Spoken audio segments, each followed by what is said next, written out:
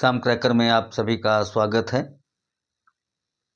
Intermediate Uttar Pradesh माध्यमिक शिक्षा परिषद के हिंदी विषय में समाहित संस्कृत खंड के श्लोक भागों पर आधारित परिचर्चा लेकर मैं आज आप लोगों के सामने प्रस्तुत हूं। इसके पहले प्रथम खंड में सुभाषित रत्नानि नामक श्लोक पाठ के कुल 7 श्लोकों की संदर्भ सहित अनुवाद की प्रक्रिया हम लोगों ने सीखी है, उस पर बातचीत किया है, कैसे संदर्भ लिखा जाएगा और कैसे अनुवाद किया जाएगा। आज उसी क्रम में दूसरा भाग लेकर के प्रस्तुत हूं। एक बात हम सभी विद्यार्थियों को जान लेनी चाहिए कि जिन विद्यार्थियों ने इंटरमीडिएट में विज्ञान विषय आहरित किया है, विज्ञान विषय लिया हुआ है, साइंस स्ट्रीम से जो इंटरमीडिएट की परीक्षा देने जा रहे हैं, उनके लिए हिंदी के संस्कृत खंड में केवल एक ही श्लोक पाठ है, सुभाषित रत्नानि, और हर वर्ष इसमें से कोई न कोई श्लोक अनुवाद के लिए पूछा जाता है।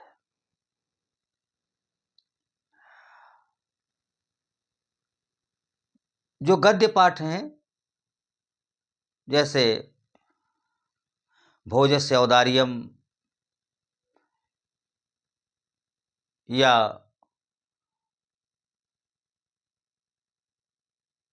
जातक कथा, उसमें जो श्लोक हैं, कभी कभी उनका भी अनुवाद पूछ दिया जाता है।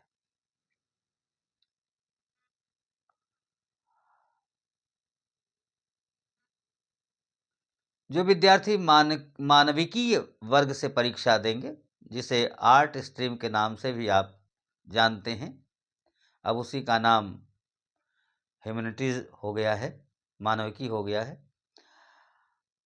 जिसे कला वर्ग कहते हैं, तो उन विद्यार्थियों के लिए भी यह पाठ बहुत ही महत्वपूर्ण है, क्योंकि उनके भी प्रश्न पत्र में बहुधा इस पाठ से अनुवाद के लिए श्लोक पूछ दिया जाता है।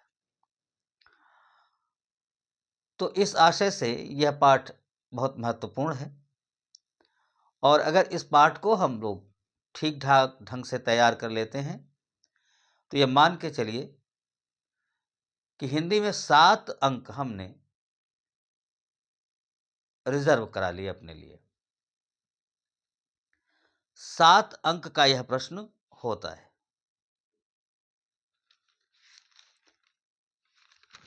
ये 2025 का प्रश्न पत्र है। इसमें देखिए, सामान्य हिंदी का प्रश्न पत्र है। इसमें देखिए, दोनों श्लोक, जो 8वें प्रश्न का खंड ख है, उसमें 2 श्लोक दिए गए हैं अथवा करके, इनमें से एक का करना है, और ये दोनों श्लोक सुभाषित रत्नानि से ही लिए गए हैं। तो सामान्य हिंदी पढ़ने वालों के लिए तो यह पाठ बहुत ही महत्वपूर्ण है। इसे अनिवार्य रूप से तैयार करना है। आइए हम लोग अगले श्लोक की ओर चलते हैं। श्लोक संख्या 8।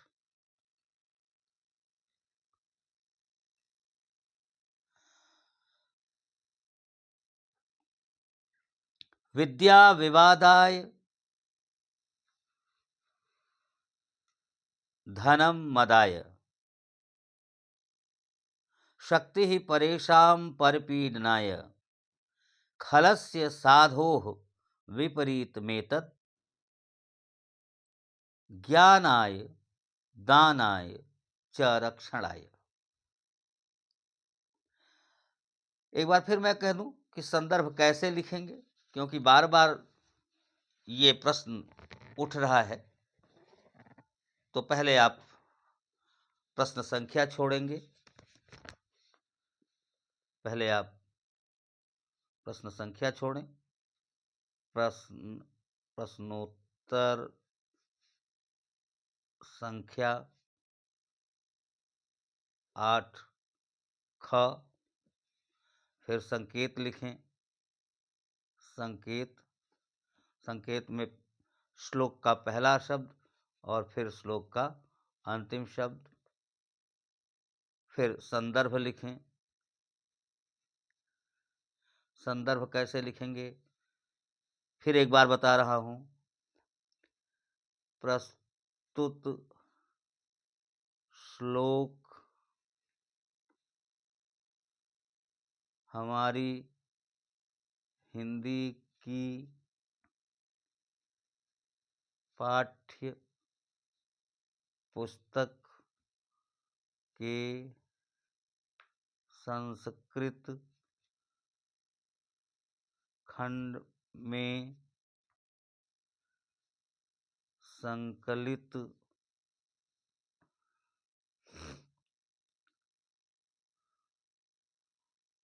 सुभाषित रत्नानि नामक पाठ से अवतरित है। ये अवतरित है, उद्धृत है, लिया गया है, कुछ भी आप लिख सकते हैं। ये है संदर्भ, इतना आपको लिखना है। और फिर लिखना है अनुवाद।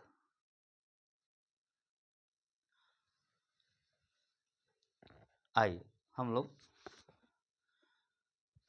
7वां कर चुके हैं, अब 8वां पढ़ते हैं। विद्या विवादाय धनम मदाय शक्ति परेशां परपीडनाय। खलस्य साधो विपरीतमेतज् ज्ञानाय दानाय च रक्षणाय।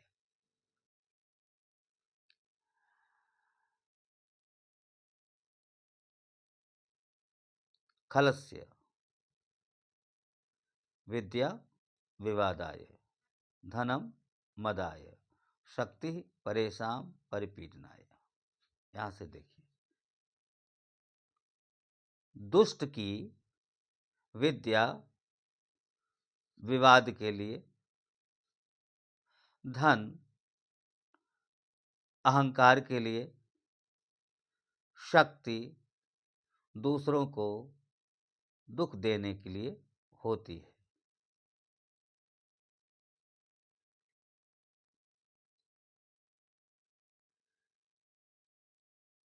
विपरीत मेतद, एतद विपरीतम,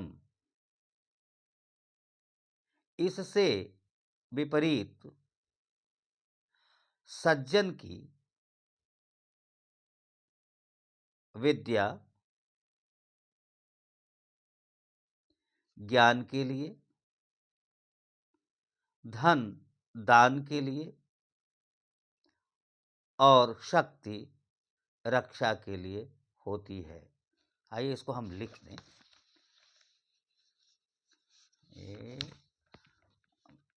इसको इधर करें तब तो। अनुवाद।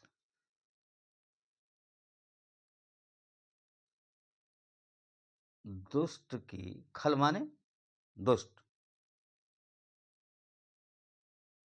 दुष्ट की विद्या विवाद के लिए,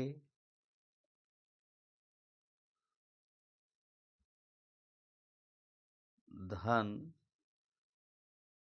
अहंकार के लिए तथा शक्ति दूसरों को पीड़ा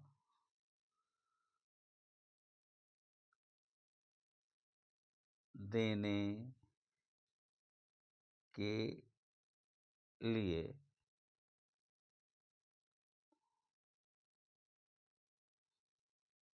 होती हैं और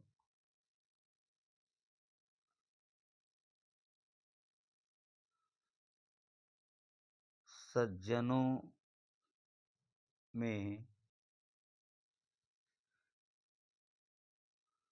सज्जनों के सज्जनों के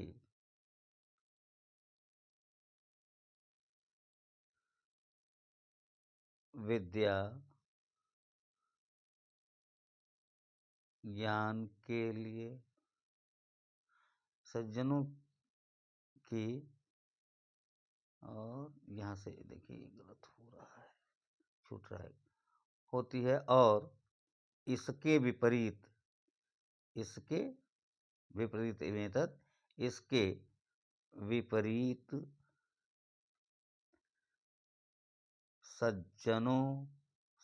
सज्जनों की विद्या ज्ञान के लिए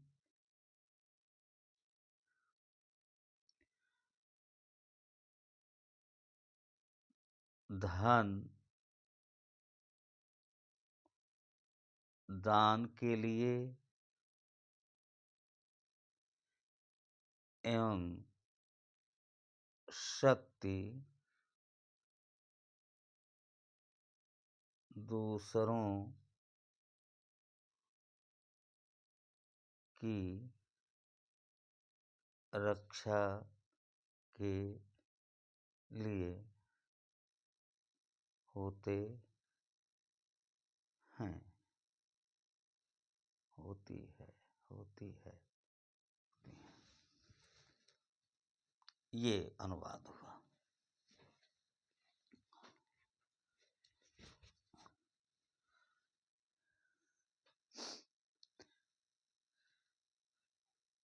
दुष्ट की विद्या झगड़े के लिए, विवाद के लिए, धन अहंकार के लिए और शक्ति दूसरों को दुख पहुंचाने के लिए होती है। इसके विपरीत सज्जन की विद्या ज्ञान के लिए, धन दान के लिए और शक्ति रक्षा के लिए होती है। शक्ति दूसरों की रक्षा के लिए होती है।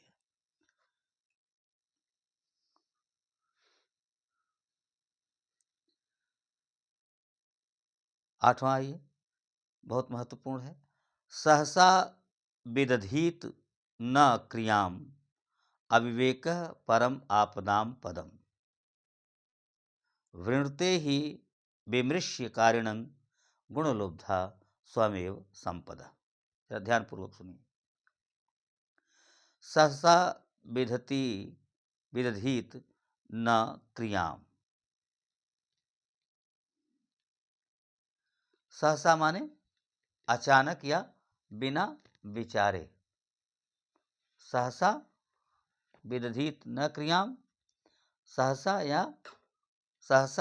विदधीत बिना विचारे, बिना सोचे विचारे।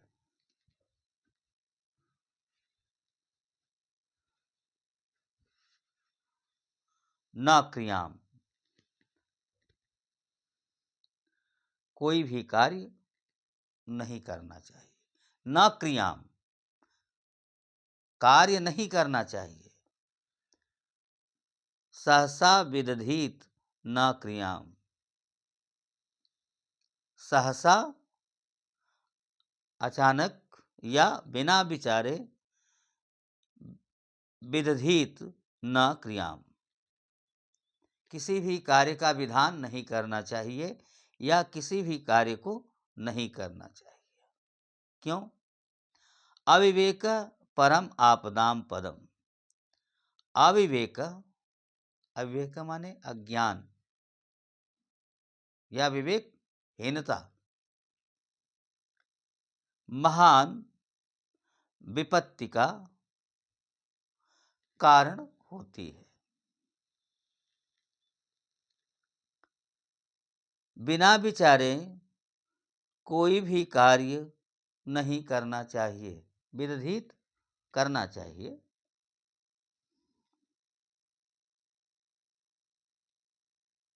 किसी भी क्रिया का विधान नहीं करना चाहिए, अर्थात कोई भी कार्य नहीं करना चाहिए, क्योंकि अविवेक परम आपदाम पदम, क्योंकि अविवेक परम महान आपदाम विपत्ति का पदम कारण है।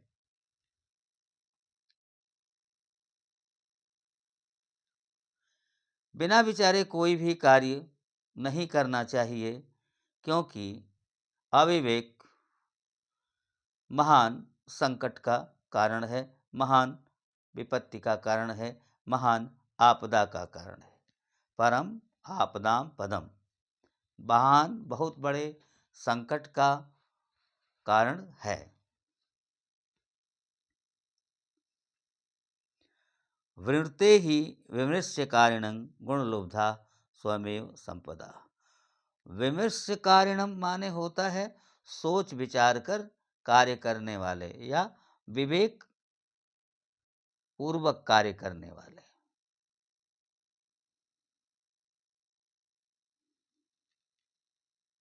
विमृश्य कारिणम, विमृश्य माने विचार पूर्वक कार्य करने वालों को निश्चय ही गुण लुब्धा संपद, गुण की लोभी संपत्तियां या धन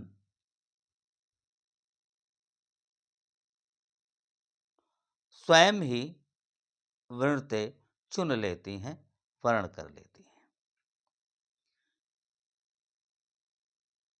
बिना विचारे कार्य को नहीं करना चाहिए, क्योंकि अविवेक महान विपत्ति का कारण है। विमृश्य कारिणम गुणलुब्धा संपदः स्वमेव ही वृणुते। विचार कर कार्य करने वालों का गुण की लोभी संपत्तियां स्वयं ही वर्ण कर लेती हैं। वर्ण करना, चुनाव कर लेती हैं, चुन लेती हैं। इसका मतलब क्या है, ये कहना क्या चाह रहा है श्लोक में, कि बिना विचारे कार्य नहीं करना चाहिए, क्योंकि बिना विचार कर कार्य करना संकटों का कारण बनता है, बड़ी विपत्तियों का कारण बनता है।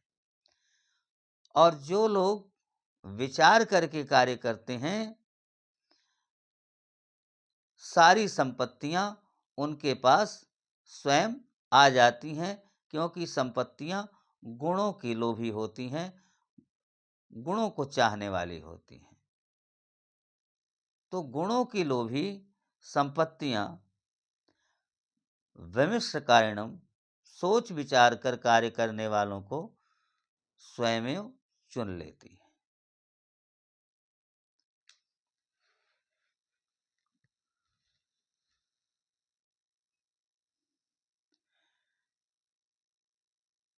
वज्रादपि कठोराणि मृदूनि कुसुमादपि लोकोत्तराणां चेतांसि को न विज्ञातुम अर्हसि। देखिए, अनुवाद और सामान्य अर्थ में थोड़ा सा फर्क होता है। इसको कई बार हमने अनुवाद में सीधे सीधे शब्दों का भाषांतर कर दिया जाता है। जैसे हिंदी से संस्कृत से हिंदी में अनुवाद किया जा रहा है, तो संस्कृत के शब्दों का हिंदी रूप लिख दिया जाता है।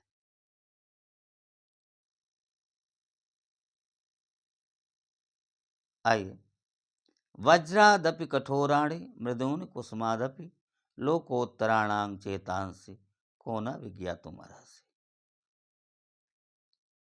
लोकोत्तराणां वज्रादपि कठोराणि कुसुमादपि मृदूनि चेतांसि को न विज्ञातुम अर्हति। अर्हत माने सकता है, विज्ञातुम माने जान सकता है। यानी को न विज्ञातुम, कोई नहीं जान सकता है, कोई नहीं जान सकता है। किसे? लोकोत्तराणाम, महापुरुषों का, अलौकिक पुरुषों का, अलौकिक पुरुषों के वज्र से भी कठोर और फूल से भी कोमल हृदय को कोई नहीं जान सकता। लोकोत्तराणाम, अलौकिक महापुरुषों के वज्र से भी कठोर और फूल से भी कोमल हृदय को कोई नहीं जान सकता, कोई नहीं जान सकता है। लोकोत्तराणाम, अलौकिक महापुरुष, अलौकिक महापुरुषों के वज्र से भी कठोर और फूल से भी कोमल, कुसुमादपि, फूल से भी मृदूनि कोमल, चेतांसि, हृदय को न जान विज्ञातुम अर्हति, कोई नहीं जान सकता है।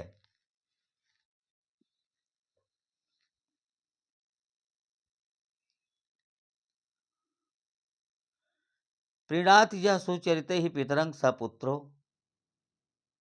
यद् भर्तुरेव हितमिच्छति तत्कलत्रं तन्मित्रम् आपदि सुखे च समक्रियं यद्। एतत्, एकत्रयं लिखा हुआ है यहाँ, एतत्त्रयं, एतत्त्रयं जगति पुण्यकृतो लभन्ते। प्रीणयति यः सुचरितैः पितरं स पुत्रो, यह जो सुचरितैः, अपने सुंदर आचरण से, पितरं, पिता को, प्रीणाति, प्रसन्न करता है, सपुत्रो, वह पुत्र। ऐसे सुनिए,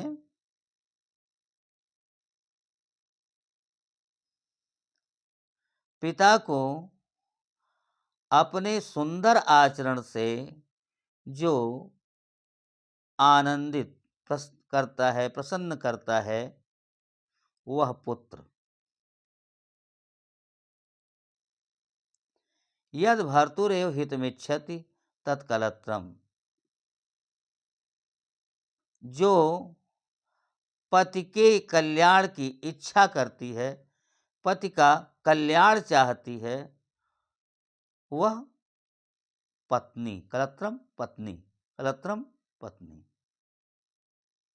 यद जो भर्तुरेव, पति का ही कल्याण चाहती है, वह पत्नी। तन्मित्रम आपद सुखे च समक्रियम यद, वह मित्र जो विपत्ति और सुख में समान साथ देता है, वह मित्र जो आपद, विपत्ति और सुख में समान व्यवहार करता है, समक्रियं, समान व्यवहार करता है। एतत्त्रयं, ये तीनों जगति, संसार में पूर्ण कृतो लभन्ते, पुण्य के कारण प्राप्त होते हैं।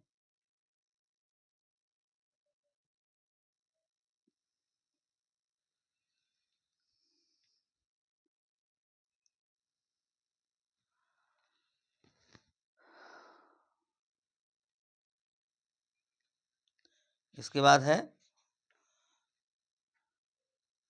कामान दुग्धे विप्रकर्षत्यलक्ष्मीं कीर्तिं सूते दुष्कृतं च या हिनस्ति शुद्धां शान्तं मातरं मंगलानां धेनुं धीराः सुनितां वाचम आहुः। ये क्या है?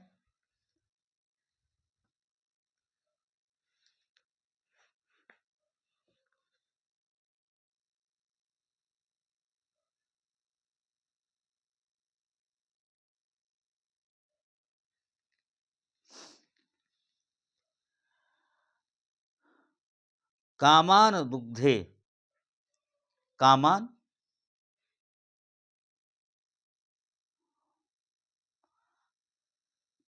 कामान दुग्धे,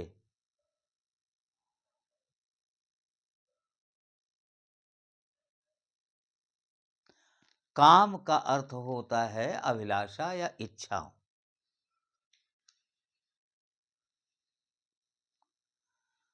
कामान दुग्धे अभिलाषाओं को पूर्ण करती है।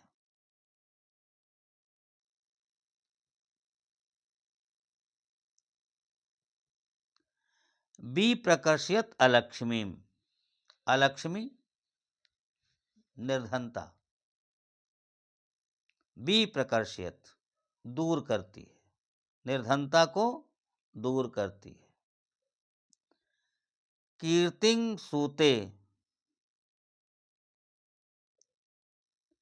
यश को उत्पन्न करती है। दुष्कृतं या हिनस्ति, जो दुष्कृतं बुरे कर्मों को नष्ट करती है। दुष्कृतं बुरे कर्मों को नष्ट करती है।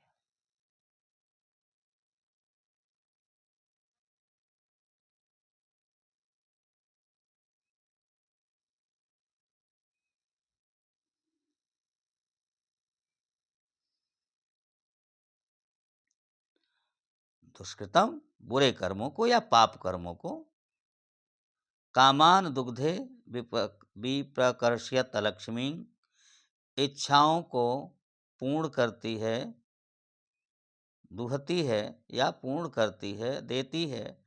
विप्रकर्षयत अलक्ष्मी, अलक्ष्मी निर्धनता, निर्धनता को दूर करती है, यश को उत्पन्न करती है और पाप को नष्ट करती, हिनस्ती और जो पाप को नष्ट करती है।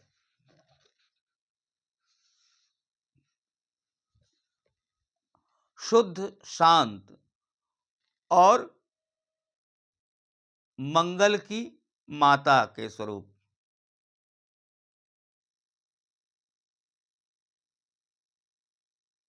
धीरांग सुनितांग वाचम आहो,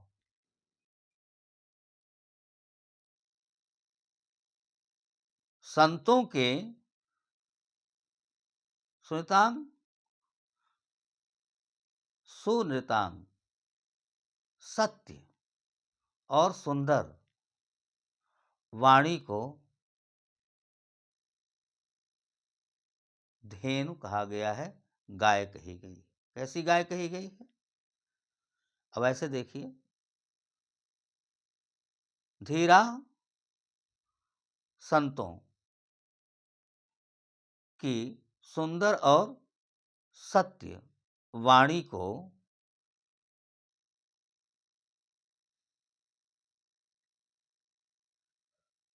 कामनाओं को पूर्ण करने वाली,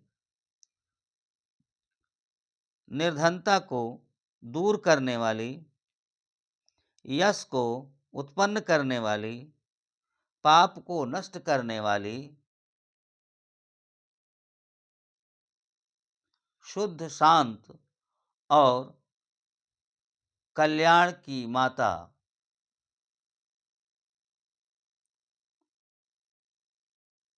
जैसी गाय कहा गया है,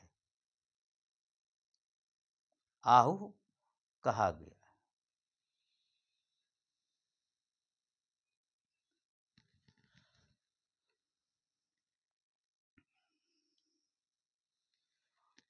फिर से देखिए, सरल तरीके से मैं लिख दे रहा हूँ, ध्यानपूर्वक देखिए।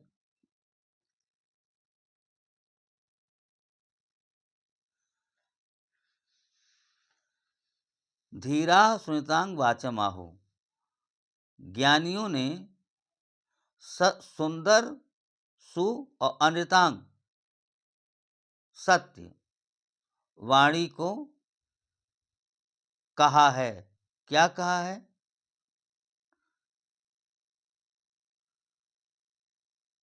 संतों ने सत्य और मधुर वाणी को इच्छाओं को पूर्ण करने वाली, निर्धनता को दूर करने वाली, कीर्ति को उत्पन्न करने वाली, पाप को नष्ट करने वाली,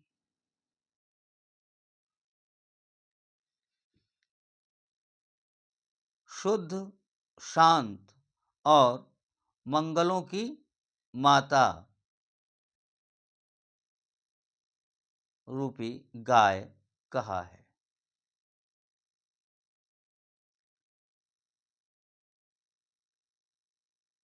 संतों ने मधुर और सत्यवाणी को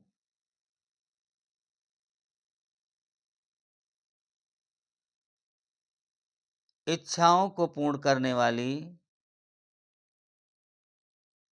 अलक्ष्मी विप्रकर्षयत्, निर्धनता को दूर करने वाली, यश को उत्पन्न करने वाली, पापों का नाश करने वाली, शुद्ध, शांत और मंगलों की माता रूपी गाय आहु कहा है।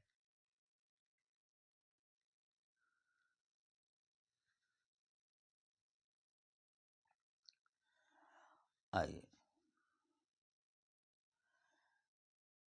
व्यतिसजति पदार्थांतरं कोपि हेतु न खलु बहिरूपाधीन प्रीतियः संश्रयन्ते, विकसति हि पतंगस्योदये पुंडरीकं, द्रवति च हिम रश्मवा उद्गते चंद्रकांत। कह रहे हैं व्यतिसजति,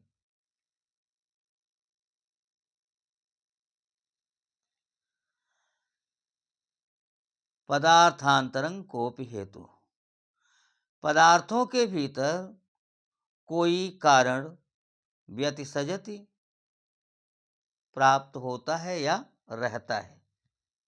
व्यतिसजति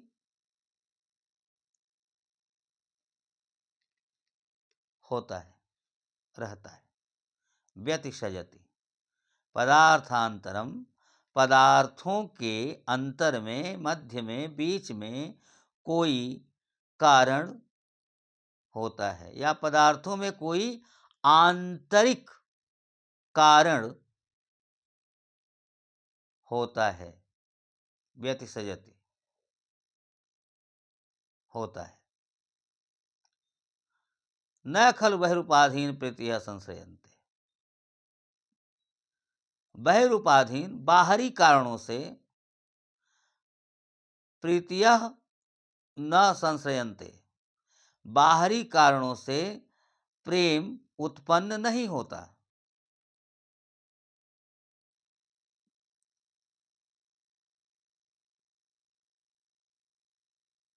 पदार्थों के अंदर कोई कारण उपस्थित होता है, प्रेम बाहरी कारणों से न संशयन्ते नहीं उत्पन्न होता। विकसत ही पतंगस्य उदय पुंडरीक, पतंगस्य सूर्य के उदय होने पर ही, सूर्य के उदय होने पर निश्चय ही पुंडरीकं विकसति, कमल खिलता है। निश्चय ही सूर्य के उदय होने पर कमल खिलता है और हिम रश्माउद्गते हिमरस्म चंद्रमा, हिमरस्म चंद्रमा, उद्गते उदय होने पर, चंद्रमा के उदय होने पर, और चंद्रमा के उदय होने पर चंद्रकांत मणि द्रवित होती है।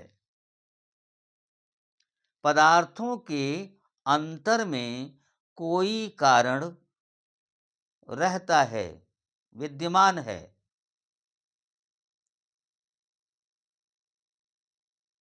बाहरी कारणों से प्रेम न संशयंति, नहीं उत्पन्न होता। सूर्य के उदय होने से ही निश्चय ही कमल खिलता है, और चंद्रमा के उदय होने से चंद्रकांत मणि द्रवित होती है। बहुत महत्वपूर्ण श्लोक है यह। निंदन्तु नीति निपुणा यदि वास्तुवन्तु, लक्ष्मी समाविशतु गच्छतु वा यथेष्टम, अद्यैव वा मरणमस्तु युगान्तरे वा, न्यायात् पथः प्रविचलन्ति पदं न धीरा। नीति में निपुण निंदा करें व अथवा अस्तुवन्तु स्तुति करें, प्रशंसा करें। यदि नीति में निपुण लोग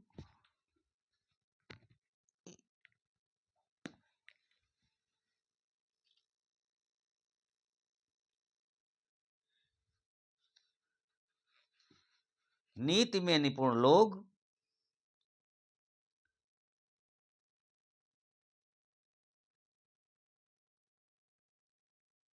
स्तुति करें या निंदा करें। नीति में निपुण लोग निंदन्तु यदि नीति में निपुण लोग निंदा करें अथवा स्तुति करें, प्रशंसा करें। लक्ष्मी समाविशतु गच्छतु वा यथेष्टम, लक्ष्मी समाविशतु आए वा यथेष्टम गच्छतु, या स्वेच्छा से, यथेष्टम स्वेच्छा से, गच्छतु चली जाए।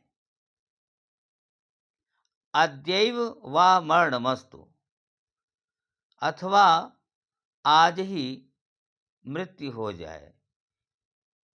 युगांतरे वा, या फिर युगों के बाद मृत्यु हो। न्यायात् पथः प्रविचलन्ति पदं न धीरा,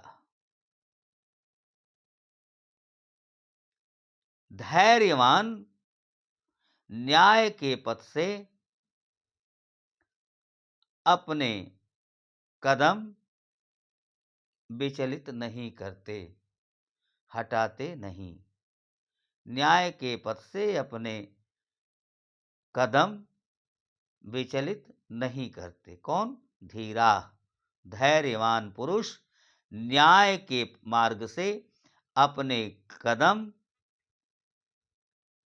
विचलित नहीं करते। नीति निपुण लोग निंदा करें अथवा प्रशंसा, लक्ष्मी आए अथवा स्वेच्छा से चली जाए, आज ही मृत्यु हो जाए या युगों के बाद मृत्यु हो। धैर्यवान पुरुष न्याय के मार्ग से अपने कदम विचलित नहीं करते।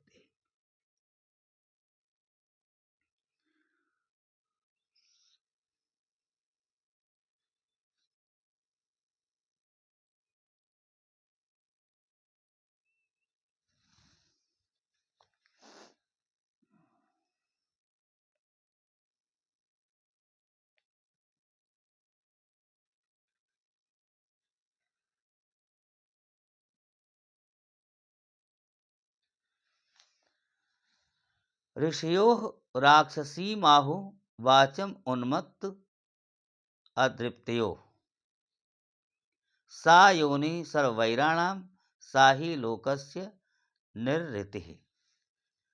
इसमें इस श्लोक में यह बताया गया है कि जो दुष्टों की वाणी होती है या जो अहंकार से भरी हुई वाणी होती है, वो एक राक्षसी के समान होती है।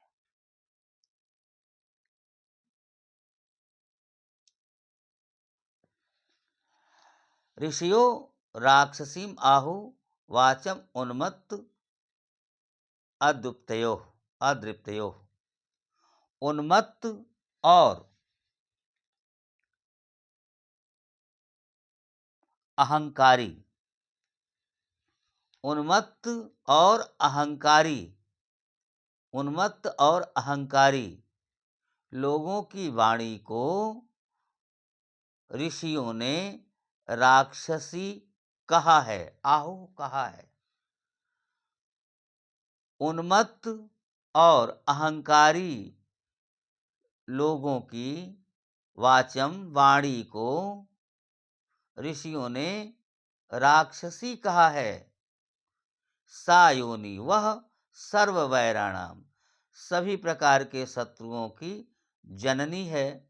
सा ही लोकस्य निवृत्ति और वही संसार की सभी विपत्ति देने वाली, संसार की विपत्ति, लोकस्य निवृत्ति। सा ही और निश्चय ही वह संसार में विपत्ति का कारण है। ऋषियो राक्षसी माहु वाचम उन्मत्त अदृप्तयो। उन्मत्त और अहंकारी लोगों की वाणी को ऋषियों ने राक्षसी कहा है। वह सर्वैराणाम सभी प्रकार की शत्रुओं की, शत्रुताओं की योनि कारण है तथा निश्चय ही वह संसार में सभी विपत्तियों को उत्पन्न करने वाली है या विपत्तियों का कारण है।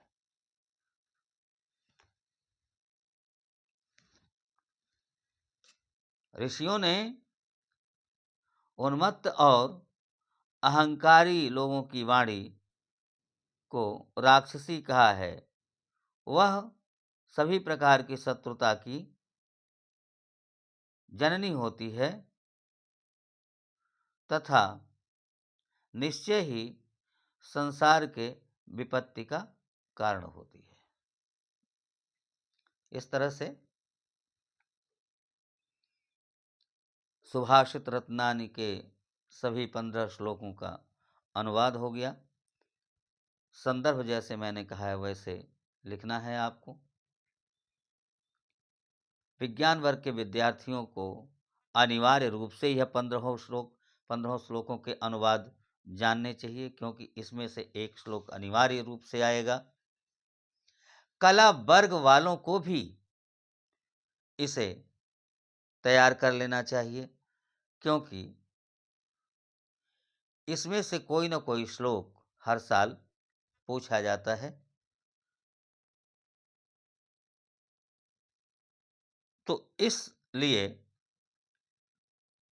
मैं आप लोगों को यह परामर्श दूंगा कि सुभाषित रत्नानि पाठ के सभी श्लोकों का संदर्भ सहित अनुवाद लिखने का अभ्यास कर लें। इससे 7 नंबर आपका पक्का हो जाएगा। और आप जानते हैं 7 नंबर का कितना महत्व है। परीक्षा में तो एक एक नंबर का महत्व होता है और 7 नंबर तो बहुत बड़ी चीज है। आशा है आपको मेरी बात समझ में आ गई होगी। इसको ध्यानपूर्वक सुने, पढ़ें और लाभ उठाएं। बार बार मैं कह रहा हूं कि जब भी इसको पढ़ें तो इसमें वीडियो को लाइक जरूर करें और यदि जरूरी समझें तो अपने मित्रों को शेयर करें, और जरूरी न समझें तो शेयर ना करें, लेकिन लाइक जरूर करें। उससे ये पता लगेगा कि कितने लोगों ने मेरे इस परिश्रम का महत्व समझा है और उसे पढ़ा है। साथ ही साथ अगर कुछ समझ में नहीं आता है या कुछ पूछना है तो कमेंट बॉक्स में ज़रूर लिखें कि क्या जानना चाहते हैं। निर्भीक होकर लिखें। हम कोशिश करेंगे कि आपके संदेहों को दूर करने का प्रयास करें।